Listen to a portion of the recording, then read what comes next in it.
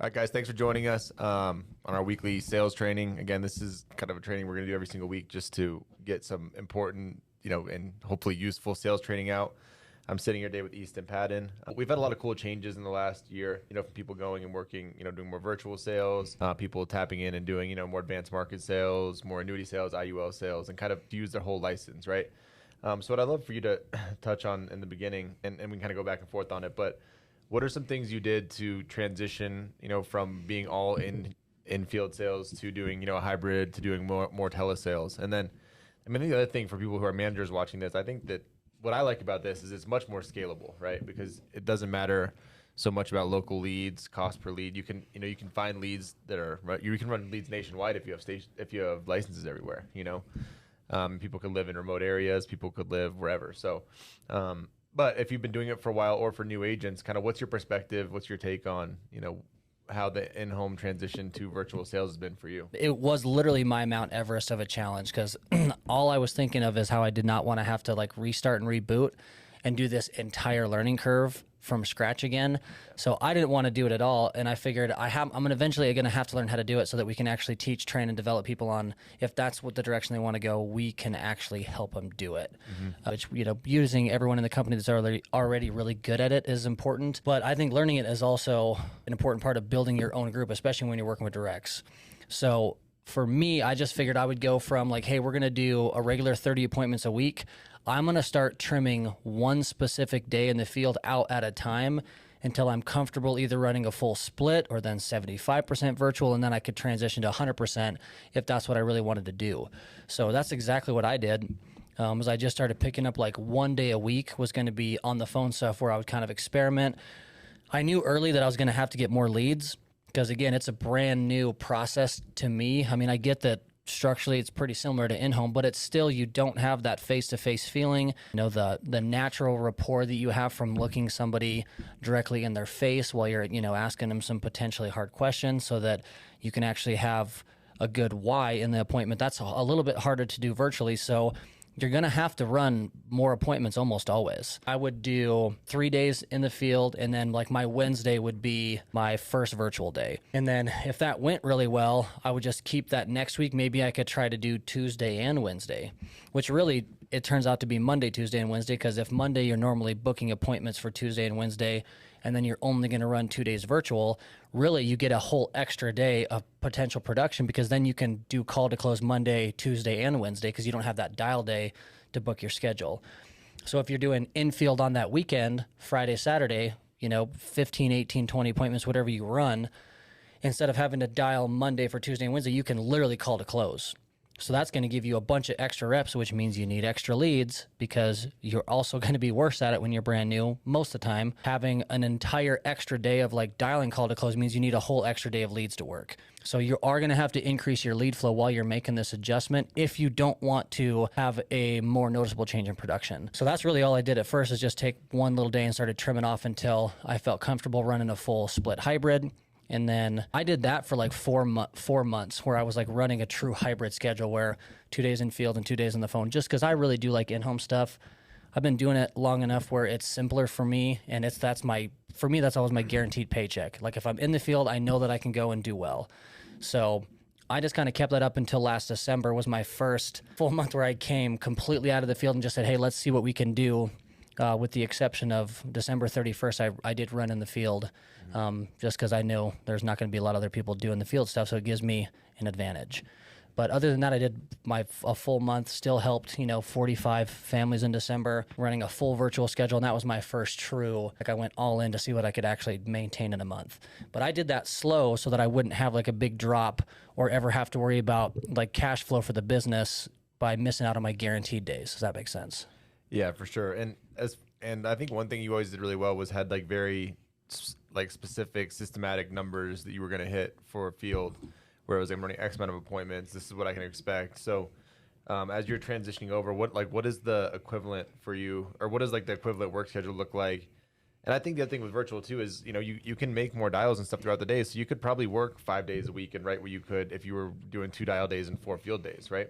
Yeah. So what is your what does the schedule look like? What are your hours of dialing, and how many presentations are you looking to do a day to make sure you still close the same amount as you would in the field? So if you think about when you're booking 30, you want to sit on 20. And then, hey, I'm hoping to close half. And that still puts you at, 10 policies, 10 applications, whatever, a week that you're, setting in for submit. So with virtual, if you think about, you'll probably get half of your scheduled appointments. So I didn't do a lot of scheduling, dude. I was always looking to get people on the phone and then see if they had time to do a conversion conversation where I was actively trying to get them to grab pen and paper. Let's do 15, 20 minutes. It's not going to take me that long, and like create an appointment. But if I can present, maybe it is 6, 7, 8 times per day, which would be more than I would normally present in a field day, because if I've got 8 appointments, if I sit on 5, maybe like 3 or 4 are full presentations. You kind of never know what you're going to run into. Sometimes you'll sit 8, show 8. You never really know in the field.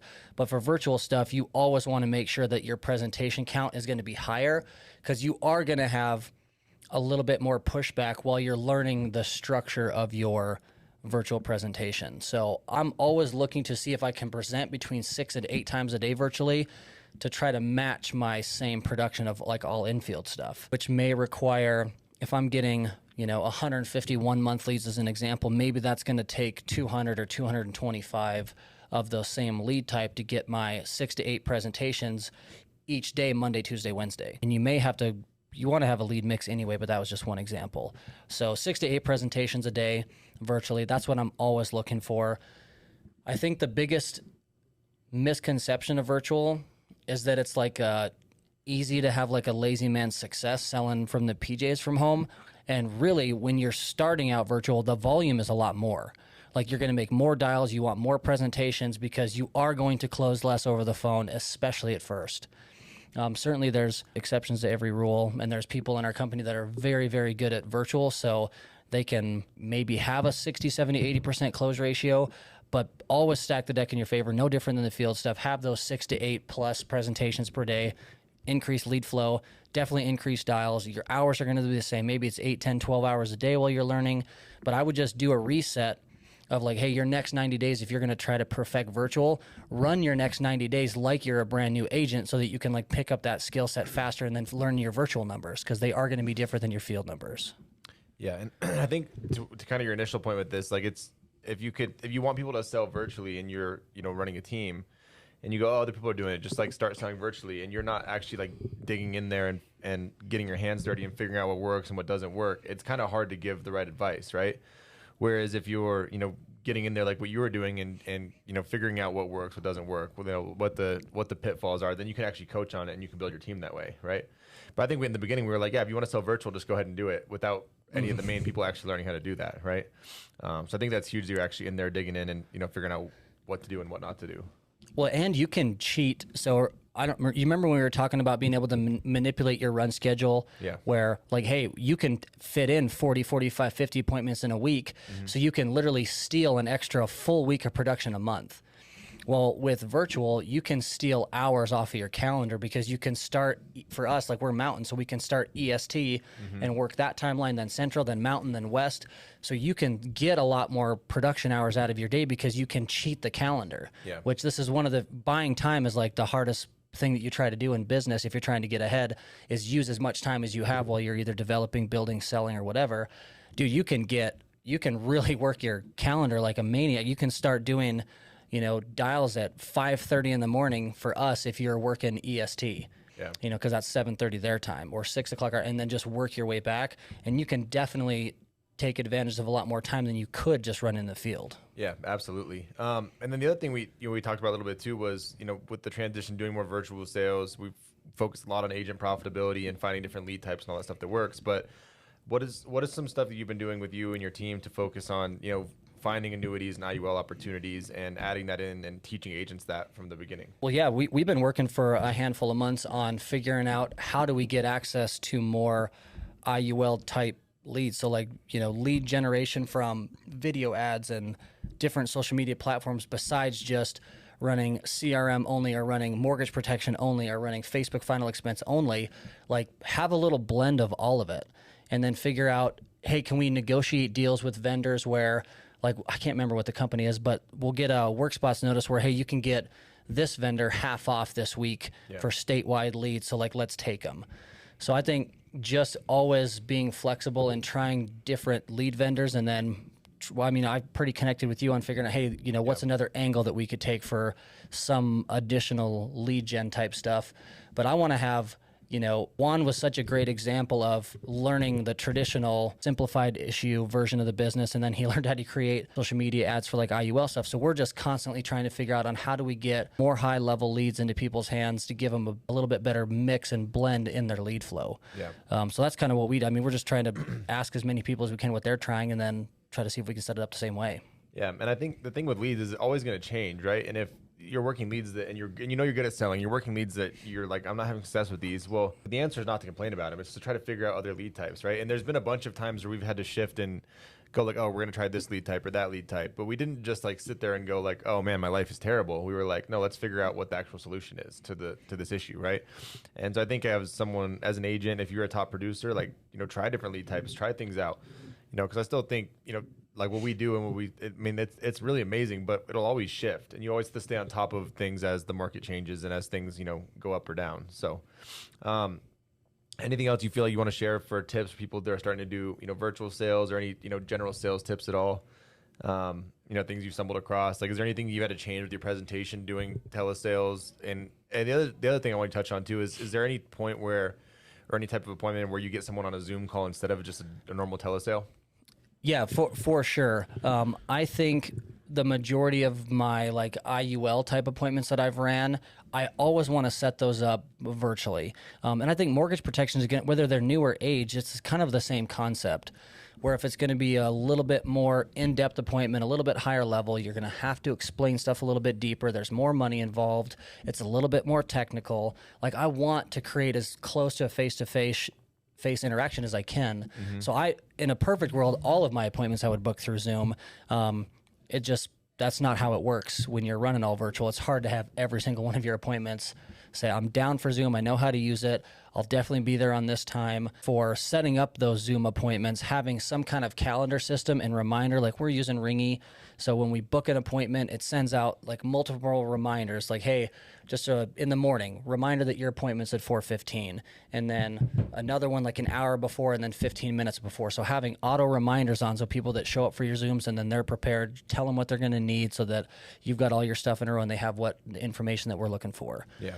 So that's a huge part of setting up like Zoom appointments, because you are going to get, at least my numbers for virtual are, I sit a lot less on my booked appointments, especially if I put them 1 to 2 days out, than I would my field appointments 1 to 2 days out, because you can't just show up. If people are busy, then they just won't get on. Whereas if I show up to their house, they're going to let me in. So having those reminders where it's like, hey, you have an option to reschedule if we have to, but I want to know that in advance so I can put another one on there.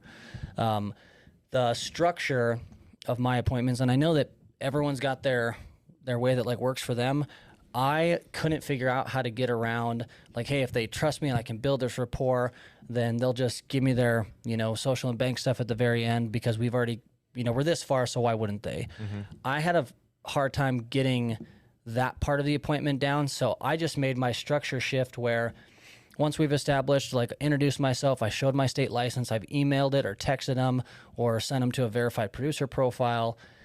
Once I've got all that stuff down, and then I do my, you know, why, you're still finding the why of the appointments. That part's no different. Structurally, you're like, hey, we're going to shop around, find a company. You get to create your own policy amount. All that stuff is the exact same. Only thing that I changed was I started telling everyone, okay, so just like when you go to a car dealership and you're trying to get a loan, when you're trying to get insurance, they're going to ask you for literally all the same stuff besides your credit. They're going to want driver's license, date of birth, social security number, whatever bank you're going to use to pay for your insurance. I just want to make sure that you've got access to that information and you're comfortable giving it to me, because the insurance company is going to ask you for that.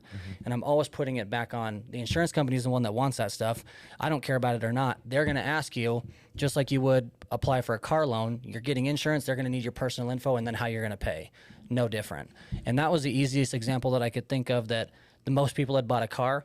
So I was like, hey, that'll probably be the most relatable thing that I can bring up. So I just started doing that as the end of my structure, where it's if we get that far where we've got a company and you've got an amount that you're comfortable with and you think it's enough insurance for Susan and you're still good month to month, once we get that far, it's going to be just like getting a car. They're going to ask you for X. Right. Do you have it? Are you comfortable giving it to me? And then I want to address that there. So if we need to, like, I'll show them how to get on Department of Insurance website, enter in my stuff, look up my license. Like I'll do that at the beginning so that I don't have to fight that battle at the end. And that was my big change. So once I figured out how to do that, it avoided a lot of those, I'm not comfortable, I don't want to give you that information, because they were like, oh yeah, it makes sense. I want to purchase something. They need to verify my ID, and you told me up front, so I'm comfortable. Yeah. So that was my big change. Yeah, because as long as you're being upfront with people, then they don't think it's weird when you ask it, right? Because if you didn't ask and you told them you're doing an application, and then you ask for their social, they're like, wait, what? So I think it's like everything else, right? And you, like you said, any application, that's what we always did. Let them know upfront, we're gonna need this, this, this, and this, and then you can address any issues beforehand. As opposed to once they already say no and then you start asking, then you're kind of fighting an uphill battle, right? Yep. Awesome, man. All right, well, you got anything else you want to go over? I know you took down a couple notes for things you've changed and you've done, but any other tips? Otherwise, we'll wrap up here and let everyone get on with their day. Nope, that's it, dude. That's awesome, everything man. I got. Thank you, guys. Thanks for tuning in. Appreciate it. Easton, thank you as always. You got it. Thanks, guys.